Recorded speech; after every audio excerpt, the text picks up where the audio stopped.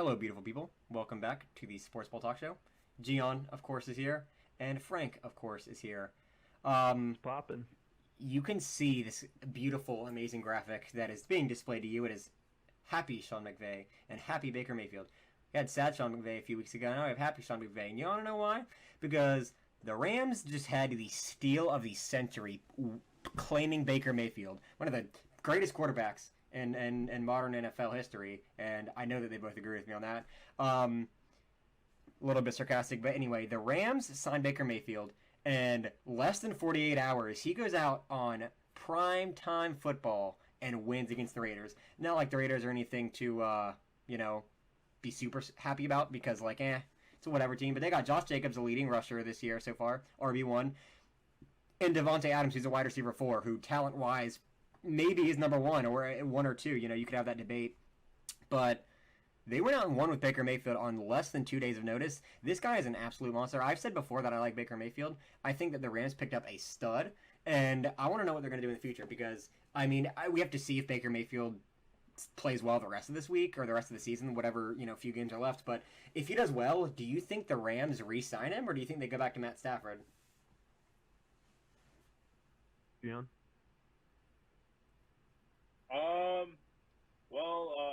Baker would be a great backup quarterback, especially because right now their other quarterback is injured, and it doesn't hurt to have someone who already has NFL experience be your backup.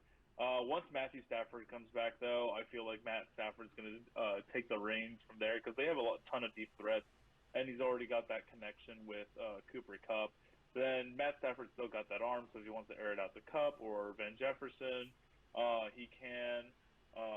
But honestly, picking up Baker so quickly and Baker proving himself this week was honestly the best thing that could have happened for the Rams. Because the Rams haven't been good offensively, and and their defense hasn't been as amazing. But shout out to the defense because they did pick off Derek Carr twice now.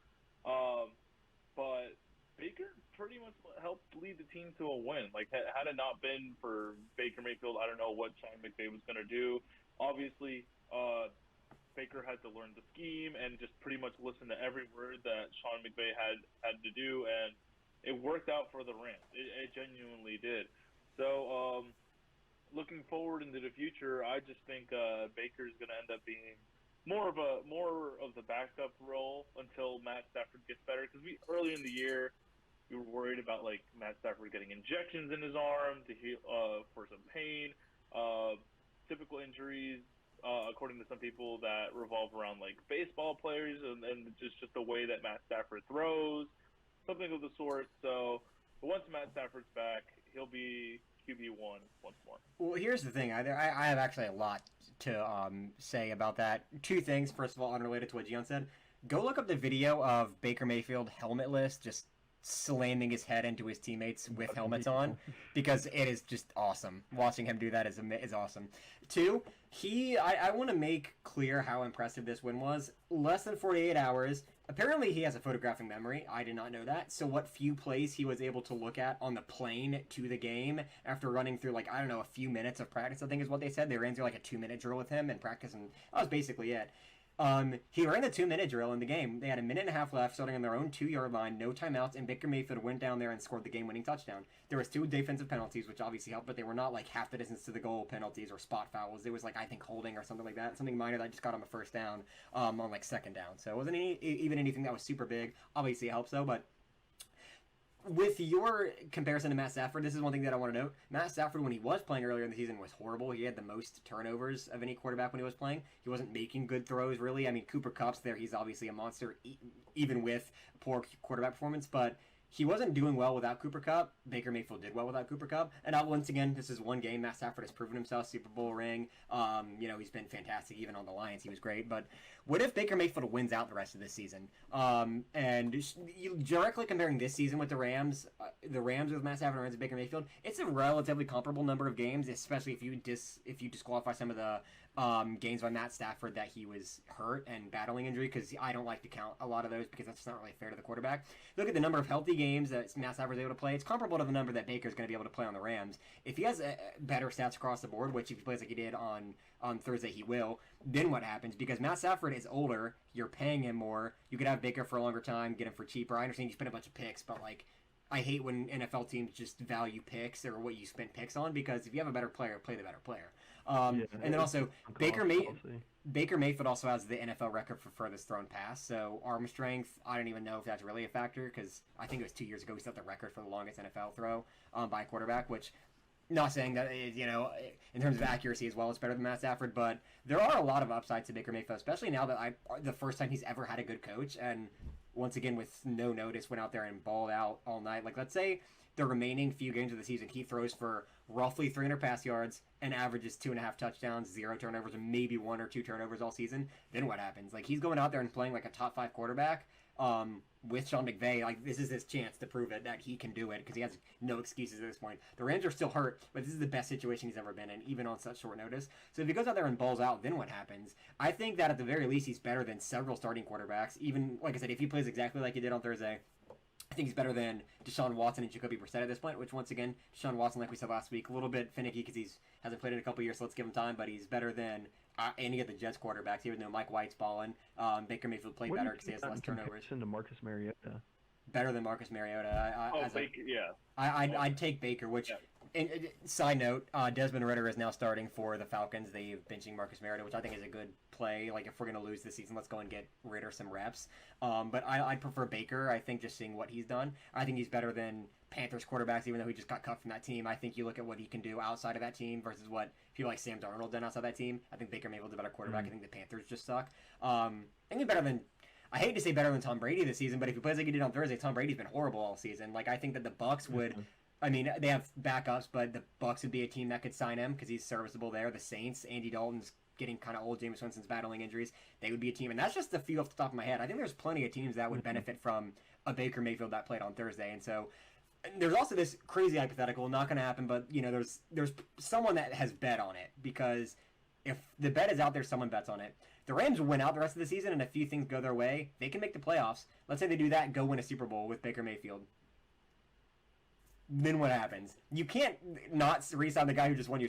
I mean, honestly, Matt Stafford just won one, but if Baker Mayfield goes out there with as much injuries as they have and a worse team this year than they had last year across everything, O-line is worse, skills group is worse, the defense is worse, and he goes out there and wins a ring, or even makes it to like a division, even just making the playoffs in general, that would be very impressive. But let's say he goes and does something like that, then what do the Rams do? My vote is re-sign Baker Mayfield and cut Matt Stafford, or trade him for something, maybe a second rounder or something, get a few of the picks back that you traded for him. But I think that Baker Mayfield really has a chance to prove himself, and if he does, I think he deserves it, because I think the Rams are an organization that can really showcase his skills, because they are a great organization. They're a great franchise. They've been good for many years now. And if they keep a guy like him, you got Cooper Kupp out there. When imagine Cooper Kupp returns, Baker Mayfield playing as well as he did on Thursday. That's going to be a top 3 overall pick in fantasy next year, if that's the case, in my opinion. Once again, this is all assuming that he plays well the rest of the season, which anything could happen. But assuming that does happen, I don't see Baker Mayfield not having a starting job next year, and specifically probably on the Rams.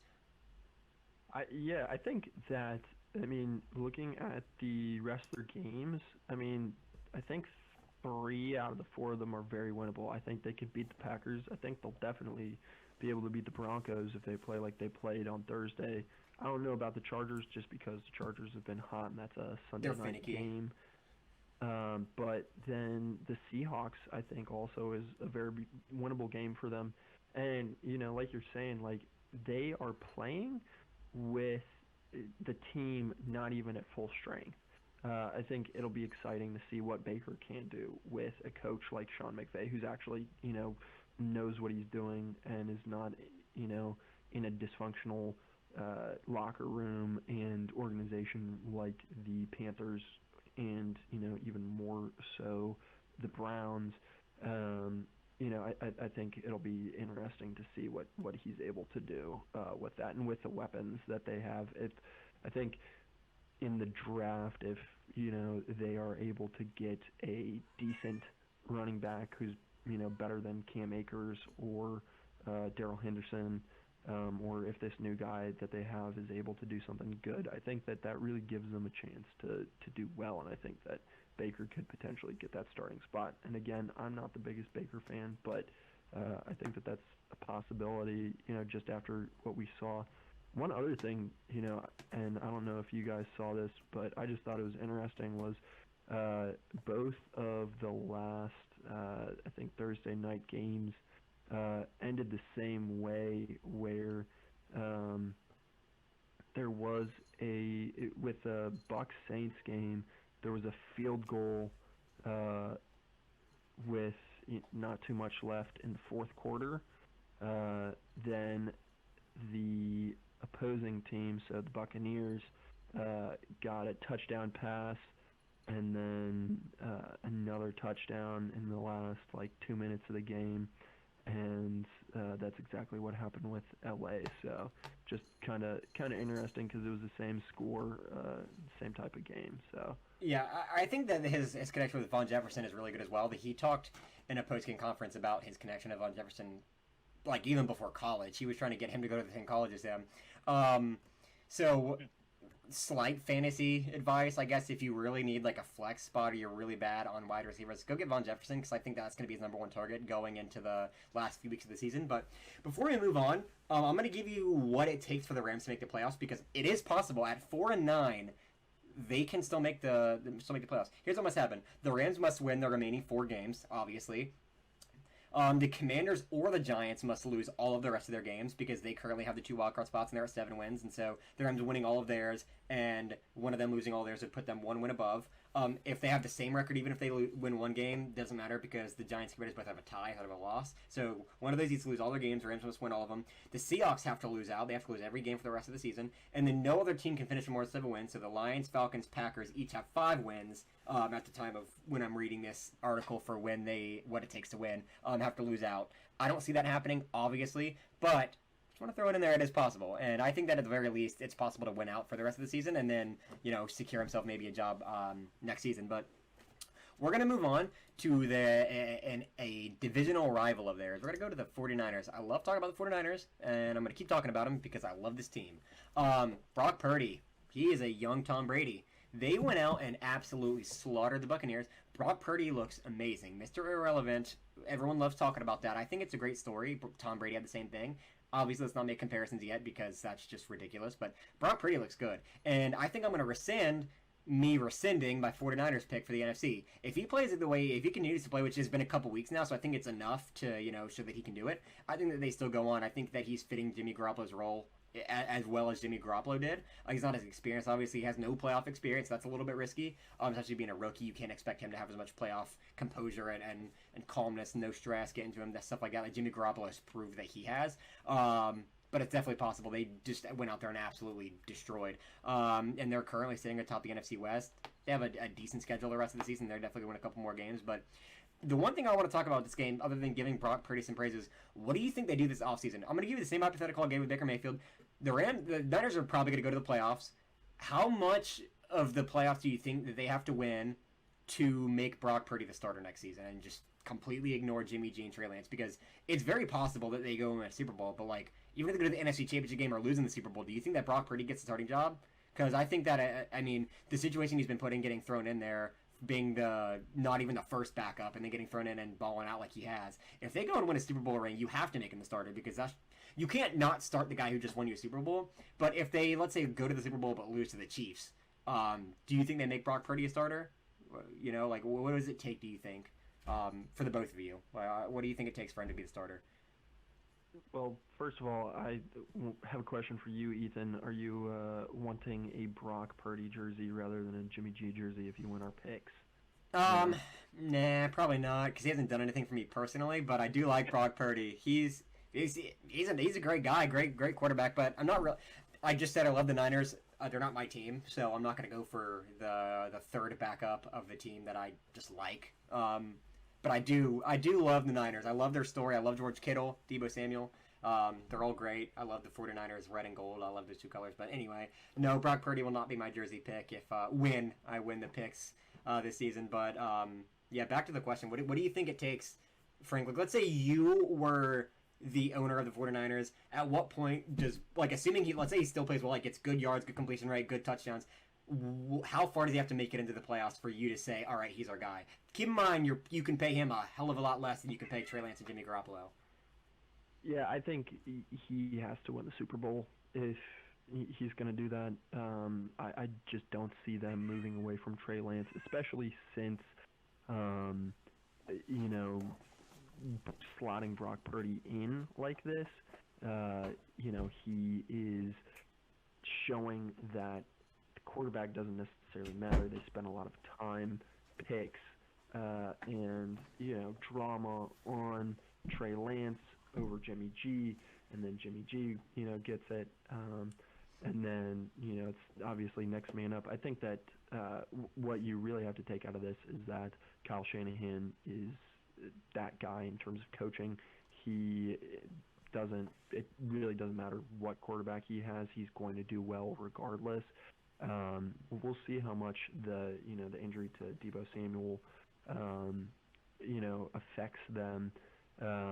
But I think that it would probably have to be a very deep playoff run, because I mean, if you think about it, going back a couple quarterbacks, they have shown that Jimmy G, right, took them to a Super Bowl, and then they were like, we're going to move on, right? So you could do something like that with them and, play your heart out, play super well, and then next season they'll go with whoever, they think is better. I think the 49ers as a whole have kind of shown that with, like, the Colin Kaepernick stuff, as far back as that, right? Like, they don't really care what kind of quarterback you are. If they feel like you give them the best chance to win, then they're going to start you. So I think that, it, again, doesn't necessarily matter what he does as much as it's however the front office feels, and I don't know how the front office feels, with him. But obviously they have enough confidence in him to not pick up Baker Mayfield, right, and just go with Brock Purdy anyways. So That's Gian, true. I don't know what your thoughts are. Yeah, well, what are your thoughts, Gian? Who do you think? What do you think it takes for Brock Purdy to start in San Francisco? Honestly, here's the thing. The 49ers were already thinking of getting rid of Jimmy G. I believe they lowered like his contract and everything just to make him more of an available, feasible acquisition for other teams to pick him up in the event that they needed a quarterback. In addition to that, Trey Lance is a mobile quarterback, and he gets hurt, and he wasn't the absolute stud that we all thought he was. There was a time where the 49ers started Trey Lance for a couple of games, and then they switched back to Jimmy G. And it wasn't because strictly injury. Well, injury did play a role in it, but in those games, I didn't feel like Trey Lance was the answer to that. Kyle Shanahan, again, hands down, for me, is the best coach in the league in terms of scheming and developing plays and whatnot. And I feel like Brock Purdy truly fits the scheme.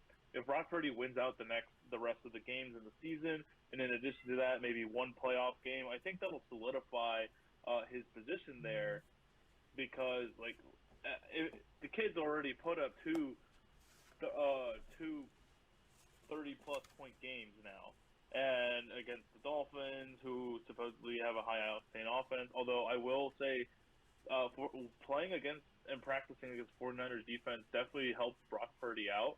Especially if he's training and all that. But then also the Bucks, who supposedly also have a more solid defense compared to the Dolphins, and he still blew them out of the water. For me, if he continues this streak and gets really hot, especially into the playoffs, kid's got himself a job. I mean, for like I said, I don't feel like Trey Lance or Jimmy G are really the answer for that team. Although obviously Trey Lance, with the injury that he had, there's not much more for him to prove, but it does knock off his stock a little bit. And then Jimmy G, he's getting older. He wasn't their franchise quarterback. He's not their answer for everything. We all love Jimmy G, don't get me wrong, but I feel like Brock Purdy could sneakily get into this and pull off a Tom Brady story for the 49ers. That's just me, though. And all it takes is just winning one playoff game. I think I think I agree with you for the most part. I think that if he wins a playoff game or two, then he's got a starting job next year, whether it's with the Niners or not. I think that if he makes it to the Super Bowl, then it's with the Niners.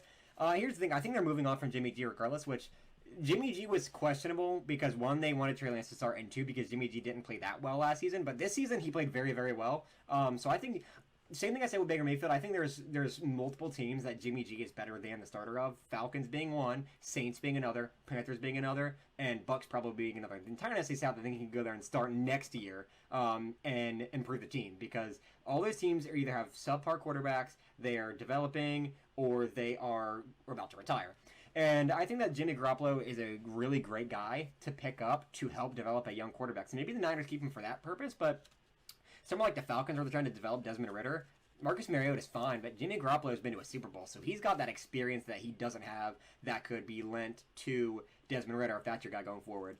So between the other two guys, I think Jimmy Garoppolo goes somewhere else probably, and I think he deserves a starting job because I think he plays well.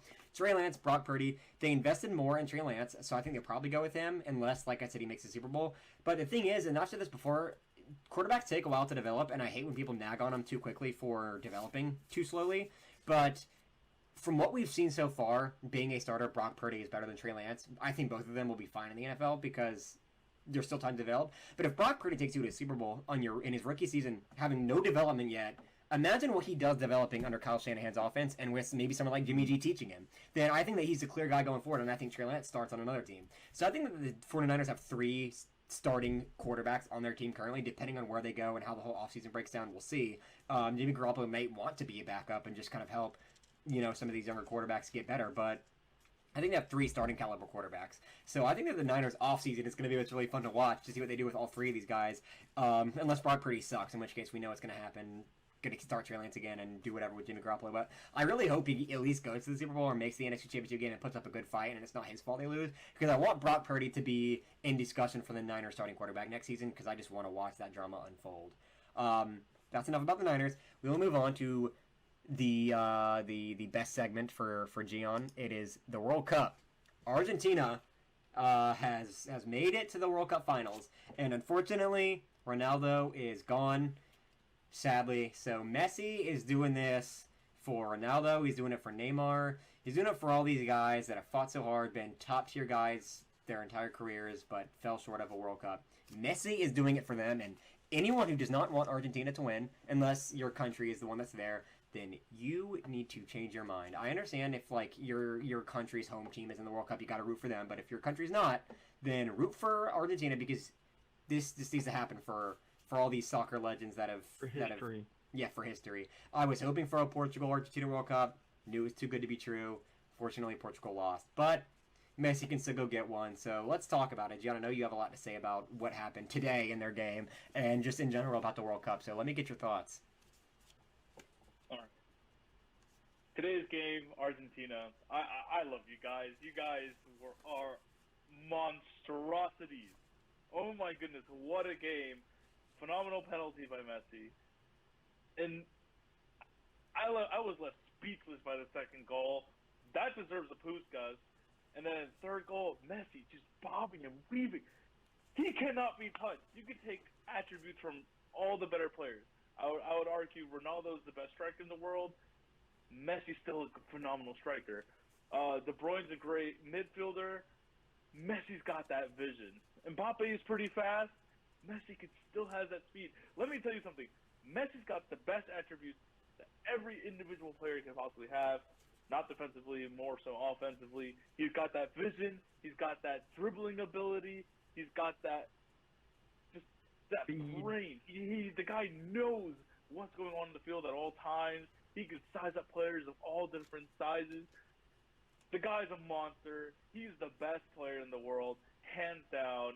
I don't care what anyone else has to say. He's proved it time and time again. He's the greatest of all. I got one best in the world. At this point, I might agree with you, but you're forgetting one key factor of this whole thing, and that is that when Ronaldo scores a goal, he says "Sue!" And I mean, you can't ignore that. I mean, that's just it's a fun thing, I love that. No, but I agree with you completely. I think Messi's a jack of all trades, and that's what makes him so good. They got all these other players, like you mentioned, Mbappe, Ronaldo, that are the best in the world at one thing. Not that they're bad at everything else, but they're not like second overall. I think Messi is like the second best of nearly every category, first in some, but there is nothing that he's not like top 2 or 3, and there's no category that he's not. Maybe goalie, of course, because he doesn't really play that, but anything that matters for the role that he plays. But you got Ronaldo, who's the best striker in the world, but some of the other things like having that great vision, great speed, but not top 2. You know, you could argue that he's not top 2 with like Neymar in there. You got James Rodriguez down in Colombia. That's a great player. You got all these guys that are still. Yeah, no, I said James Rodriguez is a great player, and you're not going to argue with me on that because he is. He's not as. I'm not saying he's on par with Messi, but he's a great player. Go ahead, Gian. What do you have to say about that? James, your group. I can't do this on camera. You're good. I don't think you're all that hype. All right, I can name a dozen more players better than James. Half of them from Brazil. Honestly, shout out to you, James. You did good enough back in 2014 World Cup, but he is not. Dude, I'm telling you, the 2014 World Cup. Guys, I'm sorry. So I've played soccer my whole life. 2014 World Cup's where I got into watching soccer, and he was my favorite player at the time. I loved watching him play. He was so entertaining to watch during that World Cup, and so for me, he just has a place in my heart. But there's back to what I was saying. Messi is like top 2 or 3 in every category, and a lot of these other guys are number 1 in one category, but you know maybe 5 to 10 in the other category. So Messi, jack of all trades. Congrats to Argentina for winning that game. They're gonna make the finals, I think. I don't see them losing at this point, especially with their game today. I mean, holy crap, they showed off what they can do.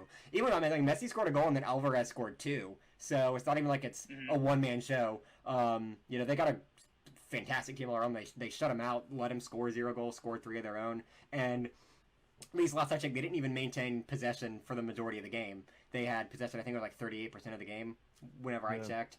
So even not even having the ball the whole game, they still managed to keep them to 0 goals and score 3 of their own. Argentina's unstoppable. I think everyone at this point, like I said, minus people whose country is in that World Cup, are rooting for Argentina and rooting for Messi to get his. But we'll see. This time next week, we'll be talking about it again. We will be giving updates about this World Cup because this one's a big one. This is going to be one that goes down in history, especially if Argentina wins. It's going to be insane.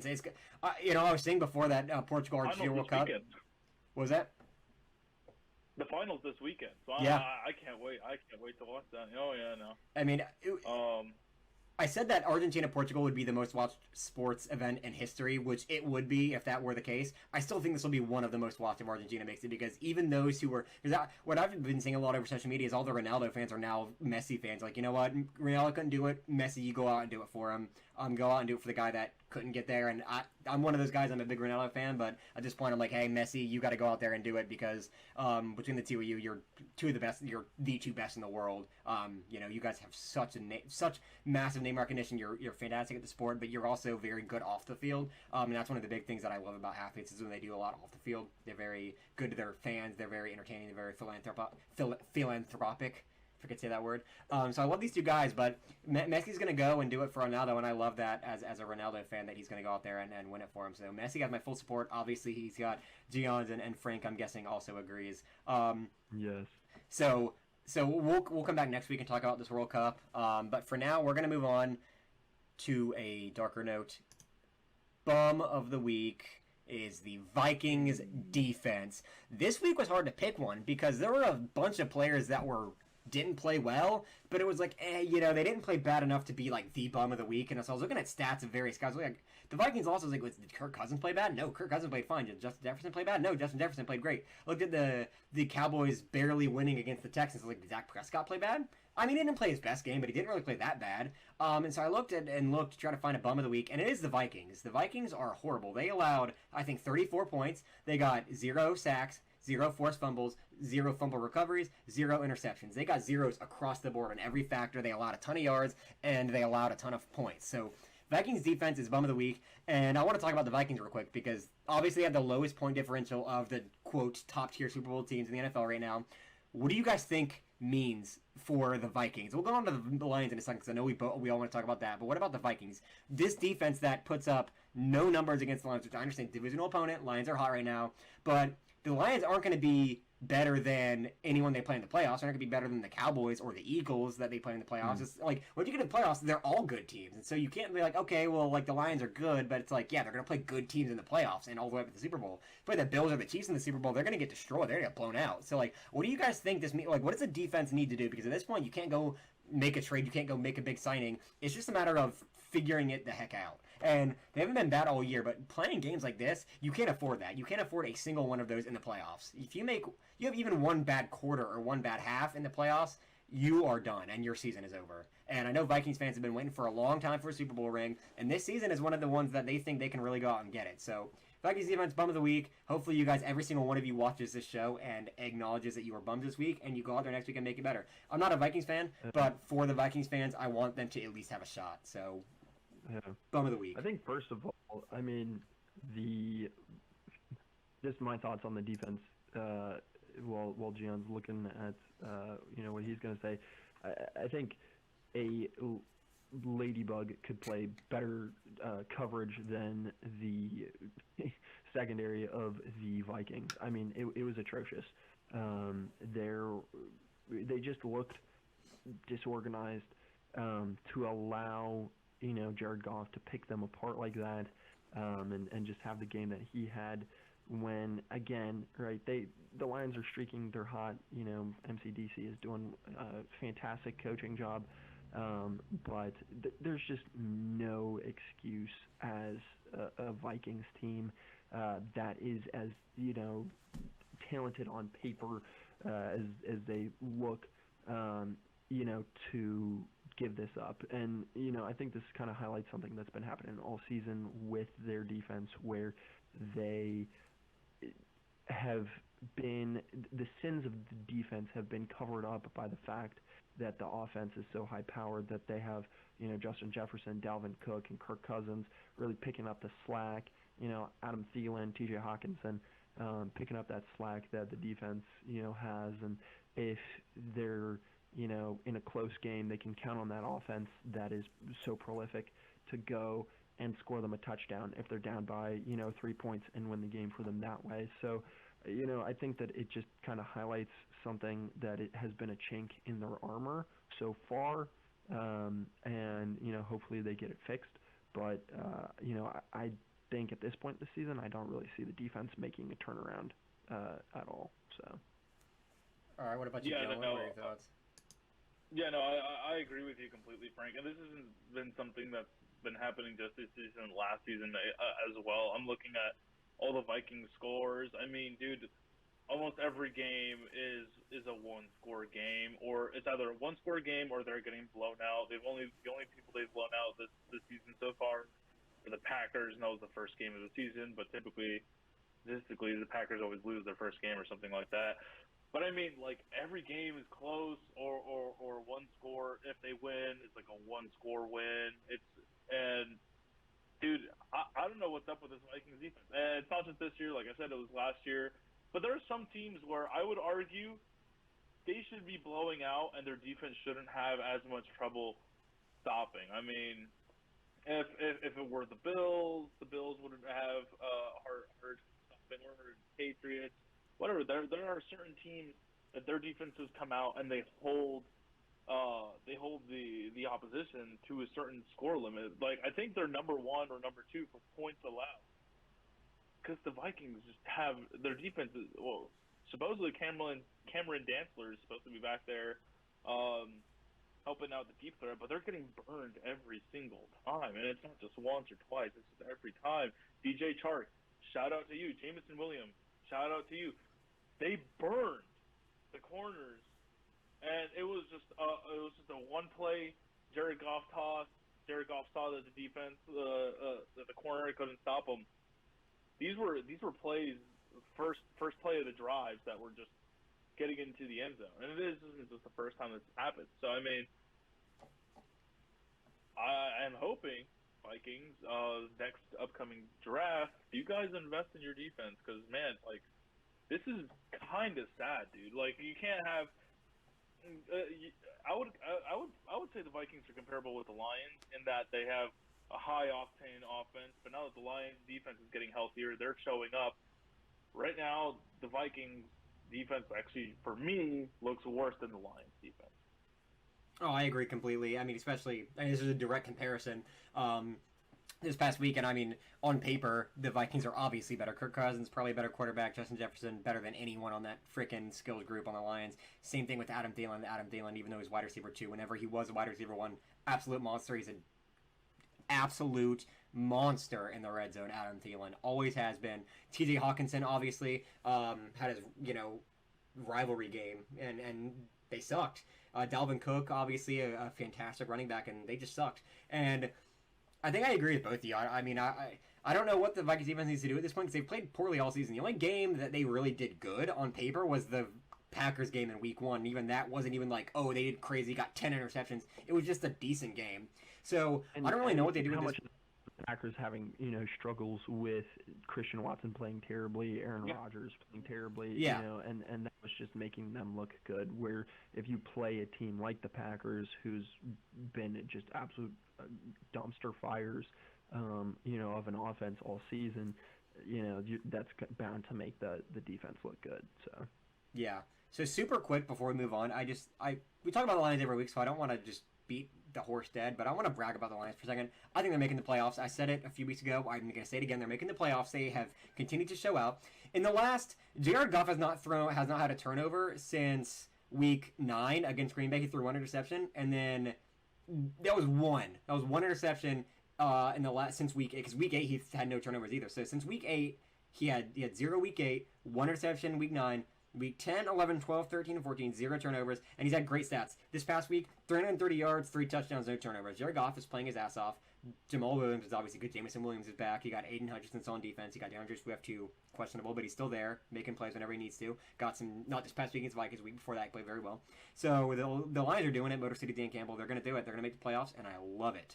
Just wanted to spit that off real quick. Also, the only pick we're going to brag about, you know what, we'll go and get into our picks before I brag. So our picks, we did horribly this past week, all of us. We all did horrible. But I'm going to brag. What do you want to brag this week? I get to claim the brag because I picked the Lions -2.5 to beat the Vikings, and they did it. No one else did. Anyway, now time to embarrass ourselves with these picks. It was bad across the board. None of us did good. Gian technically did the best by a game, but it was still horrible. I went 4-9. Gian went 5-8, and Frank went 2-11. Yeah, not a... all right. Before we continue with our picks, America, we sincerely apologize for our horrendous picks. We only ask for your forgiveness. Yeah. And hope for the best for us and for you. We promise better picks, better train of thought, better everything. We are sorry, and we are here for you. What happened again? America. The thing is, though, the national anthem in the background. Yeah. The thing is, though, because we've made good picks up till now, Gian and I are still positive. I'm 29-28. Gian is 32-25. So the differential between me and Gian has stayed consistent with about 2 to 3 wins difference between me and Gian. And then Frank is 24-33. So Frank's fallen out of it a little bit. Plenty of game left because any given week you can go 11-2 or 2-11 and switch that up. But for now, it is still close pack between me and Gian, and Frank is a few games behind us. But we're going to go ahead and get into this week's picks because lots of great games this week, and I realized something, Gian. The reason you and I have stayed so consistent the past few weeks is because you and I picked the same on a lot of these games. We picked differently that one week, and you got a few more games right than I did. I think it was like 3 or 4 more games than I did right. Since then, we only pick like 2 or 3 games differently. So that's why we don't fall. I don't fall behind or catch up because usually there's 2 or 3 games that we pick differently and we trade. Like I'll get one right and you'll get one wrong, and then you'll get one right and I'll get one wrong. So this week I'm gonna try and pick differently than you, even if I disagree, just for the chance that I can make up some ground. And it's stupid, but let's get into it. Niners at Seahawks. That's not even how you do it. You pick right from the get go, not to get over me. Pick right to get right pick. Well, if I keep doing that, but then you're also picking the right pick, so, like, what the heck? All right, Niners at Seahawks. Niners -3.5, but the Seahawks are at home. I am picking the Niners -3.5. Easy. Yeah, we just talked about Brock Purdy. I like that. I like that spread. Give me the Niners. The Niners. The Niners. The Niners. I'll take the Niners as well. Smack the Seahawks. Yeah, I figured you guys would copy me. All right, let me go first on this one then. Yeah. I'll go Okay, first What do we on got this next? one. What do we got next? What do we got next, Ethan? We got Colts at Vikings. Colts plus 4.5. I already got my pick locked in. So. We already know what I'm thinking, America. The Vikings got smacked by the Lions, and we just dogged on them for having a horrendous defense. But Jeff Saturday's offense, I don't think it's still clicking yet. I think it's the Vikings again. Skull. Vikings, come on, baby. You guys have all the weapons. They're going to get back into the locker room, figure things out, put in the work, put in the effort. Because let's be honest, the offense didn't have a bad game. It was their defense that couldn't show up. Defense, you're doing your homework this week. I bet you they're doing their homework this week because they want nothing less than a better seeding for the playoffs. Give me the Vikings. Give me the Vikings. Give me the Vikings. All right, what about What's the you, spread Frank? 4.5 favoring the Vikings. 4.5. I'll take the Vikings. Cool. I'm picking the Colts plus 4.5. I pick the Colts nearly every time because one of my teams. But also they're coming off a bye, so I think that Jonathan Taylor getting a week to rest up is just going to crush that Vikings defense and hopefully not lose by 4.5. You think Matt's gonna do better than he has the past couple weeks? No. No. He's the starting quarterback this week. No, I like Matt Ryan. He'll play fine, I think. Like, I mean, the thing he's getting the thing is like my entire thing of this is that the Vikings defense is ass and the Colts are coming off a bye, and I just like the Colts, even though this is one of those that I'm picking wrong, but I nearly always pick the Colts and the Falcons, so I'm picking the Colts. And we'll just hope I'm right. Next one is Ravens at Browns. Browns are favored to win by 2.5 points. Not looked good lately, but what are you guys doing? The Ravens. There's no way that the Browns are winning this, especially with how atrocious that Deshaun Watson has looked. Let me see who is on the Ravens injury. Lamar's still out. Yep. But, Huntley is questionable. Huntley's questionable too. Mm-hmm. What are you doing, Gian? I'm picking the Browns minus 2.5.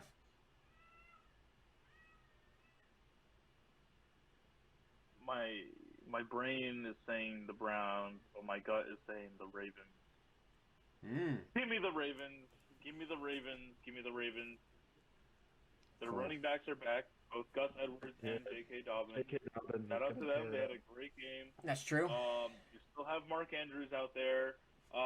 There's a chance that Tyler Huntley comes back. I don't remember what the injury was. What was it, like concussion?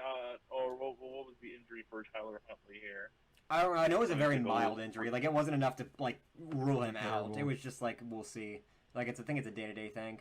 I'll just check really quickly. Tyler Huntley comes back. Tyler Huntley's rather solid. So honestly, just give me the Browns. The Ravens. Cool. Made a mistake there. Yeah, no, I got you down. So, I got you down for the Ravens. All right. Moving on. Miami at Buffalo. Not even gonna tell you the spread until you tell me your pick, Gian, because I already know what you're doing. Miami. Yeah, it's plus 7.5. Miami. Yep. Give me Miami. We need a bounce back game. Mike McDaniels is going to get back in there because the offense, for whatever reason, was not clicking at all. I don't know why. Shout out to Tyreek Hill for recovering that fumble and taking it to the house. That was phenomenal. Good, great awareness and everything. The Dolphins, I don't know. I felt like maybe Tua's ankle injury hindered him a little bit. I don't know, but I felt like the offense was a bit clunky. No, I think They're that definitely together this week. I think it's definitely something like the ankle because a lot of quarterbacks they throw off their foot, which that's what any pro quarterback will tell you, and that's actually one thing that Aaron Rodgers talked about was one of the reasons he won 2 MVPs back to back. He started squatting, getting the back leg strength up so he could really push off that foot. Having an ankle injury obviously affects that. Tua was horrible. He played horribly. I had him in fantasy and he lost me by this week. Jeff Wilson also got injured, lost me, so that's another thing to consider. Jeff Wilson's hurt. I think that's another like day-to-day thing we'll see. But I'm taking the Dolphins plus 7.5 as well, just because divisional game coming up to playoffs. They won the first time they played, and I just think they need it. So I'm taking the Dolphins plus 7.5. I don't see Tua playing like that again, and I think it's a closer game than it was this past week against the Chargers. So I'm taking Dolphins plus 7.5. What about you, Frank? Very good. You guys give me a chance to get up on you this week. I am taking the Bills. I don't think that the Dolphins will transition to Buffalo weather very well, and I think that after a couple embarrassing performances, hopefully Josh Allen will redeem himself, even though he lost me last week in fantasy as well, and now I'm out of the playoffs, which I'm not too happy about. Gian, thank you very much for that.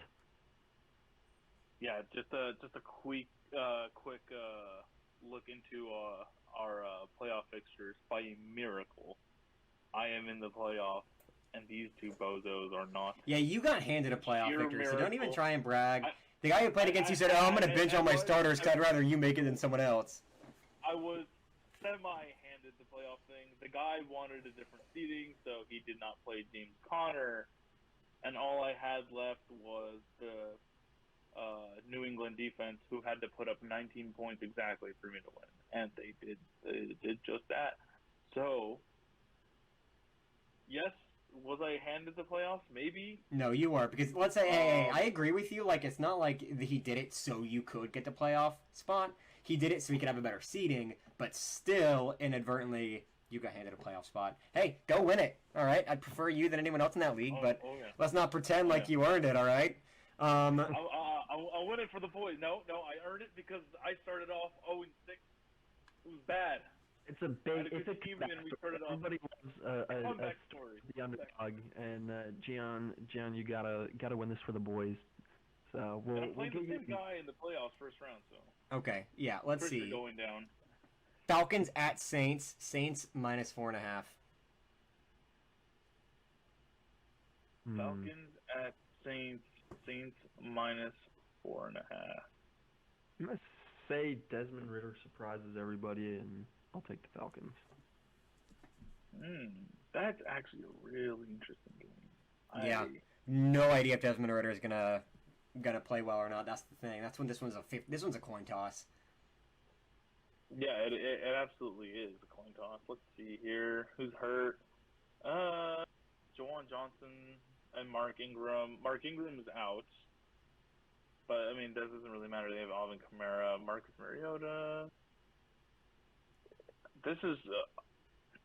give me the Falcons. This is a division rivalry match. This is for all the marbles. I feel like in that division, because right now that division is so close. Depending on what goes on the next 4 games, depends who makes it to the playoffs. I think the Falcons are hungry. I think they think that they could get there. They're going to play their butts off. Give me the Falcons. Yeah, I got the same thing for the same reasons. I think that it's Falcons' time to start playing. And Desmond Ritter, I think that even if he's not that good, they don't know. The Saints don't know what Desmond Ritter can do, so I think that's helpful. And then it's time for them to win a game and be close enough to the playoffs that Falcons fans get pissed about not making it. Moving on, Lions at Jets. Lions are favored by 1 point at the Jets. 50-50. Where are they playing it? Jets in At New York. They're Yeah. playing in New York. I'll take the Lions. Yeah, I got the They're Lions too. hot. That's easy. Minus 1 point. Come on. That's Lions all day. Go ahead, Gian. Take the Jets. I see you making that face. Go take the Jets right now. Do it. You won't.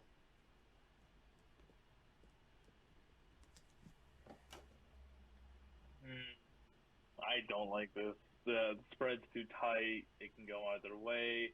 The Jets have a much better defense in comparison to the Vikings. Then Quentin Like- Williams just got hurt. Let's take a look. Quentin should've- Williams. Oh, Quentin Williams is just good. Yeah, you probably shouldn't have said that. Regardless, give me the Lions. They are hot. They are on fire. They're making the playoffs. I like the Lions on this one. Yeah, I figured that was going to be a pretty easy one. Yeah. Chiefs. Chiefs at Texans. Do you even want to hear the spread? Chiefs at Texans. No, Chiefs. Dion, do you minus 14? Oh.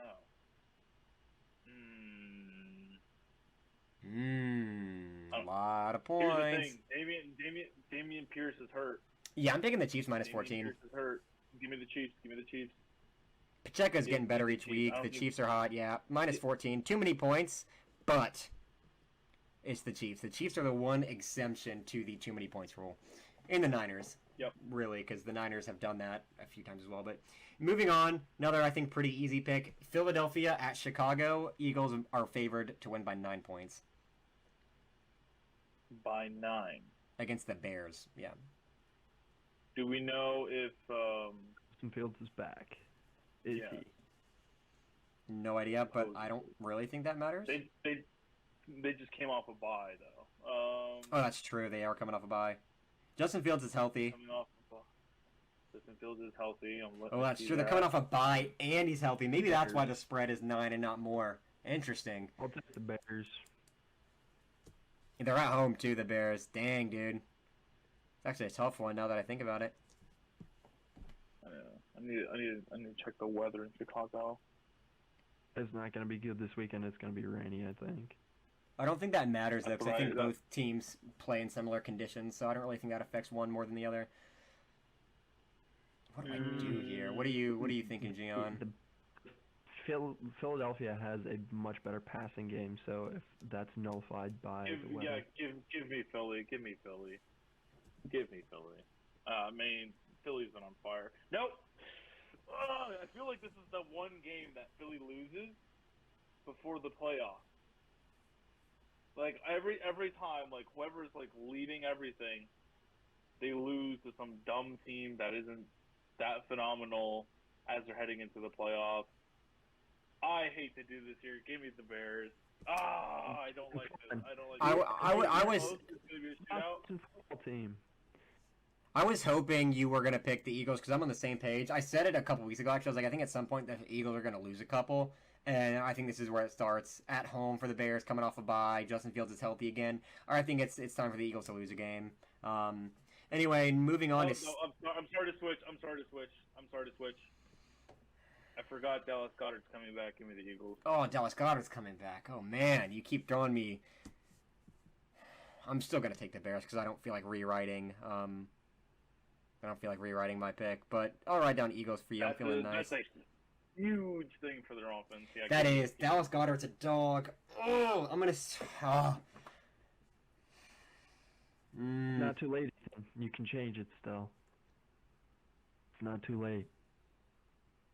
The blocking, pass catching, and the fadeaways that this man does, I have to go. Dude, I love Goddard. Goddard's probably one of my favorite tight ends in the league. Oh, I think I might go Eagles. Now that he's coming back. That's such a big piece of that offense. They got Devontae Smith and A.J. Brown, but Dallas Goedert providing that blocking as well is so huge. Yeah, I think I might go Eagles. It feels like such a trap game. I know. I understand. All right, let's have to go Eagles in this one, though. Yeah. Let's go to the Steelers at Panthers. Panthers are favored to win by 2.5 points. What do we think? Give me the Steelers. Give me the Steelers. Yeah, that's pretty easy. Panthers are on this up and down. That has been. They'll win against the team that they're not supposed to win against, and then they'll lose against the team that they're supposed to win against. I feel like this week it'll finally flip. Give me Pittsburgh. I agree completely. I Mike Tomlin, I say it every week. I'm not gonna bet him against them when it's this close to the end of the season. Moving on, Dallas Cowboys at Jacksonville Jaguars. Dallas is favored to win by 4.5 points. Now, quick side note to Jacksonville: Evan Ingram had like 150 yards and like 2 or 3 touchdowns last week. You're a monster. Anyway, what are you guys thinking for this Jacksonville-Dallas game? I think Dallas comes Cowboys. back. Yeah. Yeah, unfortunately, a lot of these games are I feel like, free. I mean, we're going to get surprised here at some of these, I think, that we're going to end up losing some of these games that feel easy. But, yeah, I think Dallas minus 4.5 is easy. That's such a small spread, I feel like, for Dallas. Moving on, Cardinals at Broncos. Broncos are favored by 2.5 points. What do we think? and the Cardinals. The Broncos suck. We took on Cards. Broncos country does not ride. I think the Cardinals, even without their quarterback, beat the brakes off the Broncos. I got Broncos minus 2.5.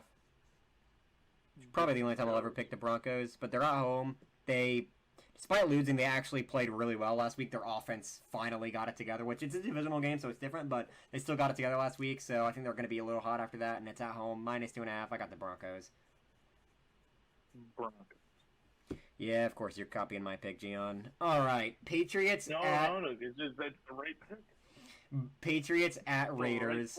Yeah, no, I agree with you. It is the right pick. Patriots are favored by 1.5 against the Raiders. I got Patriots minus 1.5. That feels free. They played very well this week. I think the Patriots are still going to go on their little potential playoff run here, so I got Patriots minus 1.5. Very small spread for the Raiders being as bad as they are. Yeah. Raiders. Good. I mean, the Raiders have a stacked offense. They just somehow managed to lose games. I mean, you took the Patriots, right, Frank? Yeah, I'll take the Patriots. I mean, the Cardinals choked away a, basically 20-point lead, so I don't see them doing anything. All right, moving on. Titans at Chargers. Chargers are favored to win by 3. What do we think? Tennessee. Chargers are heating up. They have both of their offensive weapons back. Tennessee has no secondary. They have a lot of upfront pass rushing, but let me tell you something. With no secondary, Mike Williams, DeAndre Carter, Josh Palmer, Gerald Everett, and Keenan Allen are going to tear it to shreds. And Titans are on the decline because they've lost a lot of the last few games. Yeah. They've lost, I think, 5 in a row now. Wait, what is the spread again? 3. Oh, I do. Ooh, that is actually a rather tight spread, because I will say Chargers defense, now they're getting better. I don't know about Derrick Henry, man, because Chargers are notoriously bad against the run. I still... You have to trust. I'll take the Chargers. Herbert. Yeah, give me the Chargers. Cool. So we're all in lock on that one. Cincinnati, but Bengals at Tampa Bay Buccaneers. Bengals are favored by 3.5. Bengals, easy. Bengals, easy 3.5 pointer. Bucks suck. Gian, please choose the Bucks. You're from Florida. Represent. What are you picking, Gian? A rainy day in Tampa, eh? Mm-hmm. Yeah, here's the thing. Nose tackles hurt. Our corners hurt. Give me the Bengals. It would be stupid to pick Tampa at this point of the season. It would. I agree. All right. One of the actually decent picks this week might be a little tough. Giants at Commanders. Commanders are favored by 4.5 at home. Now, they tied a few weeks ago when the Giants were at home, but now the Commanders are at home. So... And everybody's healthy for both teams, right? Yeah, pretty much. I mean, there might be there's a couple here and there, but I mean, nothing like... Dotson on that game. Chase Young and Montez Sweat are both questionable, with Chase Young's knee acting up again and Montez Sweat with a concussion. Same thing with James Smith-Williams. I feel like a lot of injuries on both sides, mostly defensively and an O-line. What I was going to say before was John Dotson had just gotten back from a rather lengthy layoff with his injury the last time that they had played. So I think that now that he's had more time to kind of fit into the offense and whatnot, I think that Taylor Heineke is going to... Yeah, I'm going to go Commanders. All right. What about you, Gian? I'm going Giants, by the way, plus 4.5. I like the Giants. I'm also going Giants. Damn it. Okay, well... This is a family show, Ethan. Oh, yeah, you're right. I almost just cussed again. I was about to say another bad word to indicate that I was frustrated that I cussed. Anyway, moving on. Last pick of the week, and then we're done. Rams at Packers. Home game for the Packers, -7. I'm picking the Rams +7. Baker Mayfield, I love you. Rams +7. I'll take the rain. Why is it +7? Because it's at home for the Packers. So think about the climate change from LA to Green Bay. That's a big factor. And I think I agree with that spread being a pretty close one. I just believe in Baker. Here's the thing. Green Bay just came off a bye. That's the Give other me thing, Green yeah. Bay. Okay, what Give about me Green you? Bay. What about you, Green Franklin? Bay, I don't think I think that let's look at who Green Bay still has, but I mean, thinking coming that off a Green bye, Bay- I mean, that's a tough one. yeah. All right, so you guys taking Packers, I'm taking Rams. That wraps up our pick for this week. Pretty quick with the picks. We've got a few differences there, Gian. One of us is going to be further ahead than the other next week. I will either gain some ground or you will be beating me by more. Anyway, thank you guys I for will watching. be beating him by more. You won't be. Thank you guys for watching. Appreciate it. You know, like, comment, that type of stuff that Gian always asks you for. I just appreciate you guys being here. Like, and comment, respecting our picks. subscribe. Thank you for being here. We all love you guys. Yep. We love you. Go Argentina. Social Argentina. media links in the description. You know, check those out. We have platforms and give your signature closing there, Gian. Like, comment, subscribe. No, the other one. That What was I the- call you out on that every week and then you forget. Oh. Hey, Frosty, cuz. My bad. All right, y'all take it easy.